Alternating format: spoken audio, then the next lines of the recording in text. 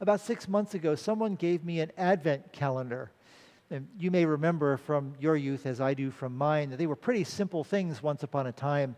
My mother had learned this custom in Germany, so she got some pretty sturdy ones, but still, they were just two layers of heavy paper. And every day at breakfast, we would open a little window on the Advent calendar, and there would be a picture of something behind the window. And every year it was a different calendar, so you never knew what the pictures were going to be, and it was all very exciting. There was one year when we lived in Germany when I remember that the Advent calendar actually had chocolate behind every window. One piece of chocolate. And I guess we had to have two calendars, so everybody got their own piece of chocolate that year, me and my sister. But that was pretty much the extent of it. I don't know how much you follow modern trends, but this is no longer the extent of what you can get an Advent calendar of. Now there are Advent calendars with scotch. There are Advent calendars with expensive cosmetics.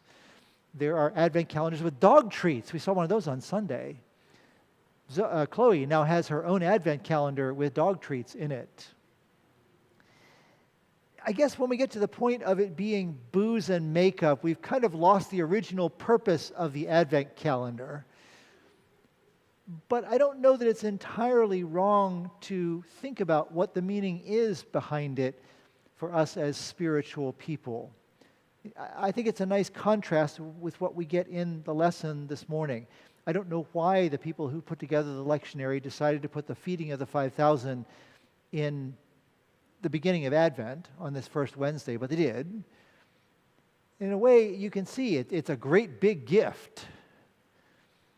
And I wonder how much that distracts us into thinking only about the kind of marquee things we receive from God, the big miracles that happen only once in a lifetime or so rarely that they stand out to us. And how often we miss the little ones that come along day by day, the little ones that we open, whether we think about them or not. Maybe an Advent calendar is a useful way of thinking about how many blessings we have received, how many smaller things we take for granted, but how much delight there is each day in opening that one little thing, whatever it may be, discovering what it is that we have received.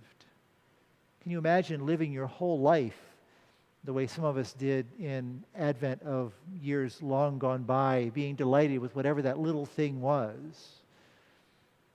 If we could only live our lives every day that way, how much more grateful would we be?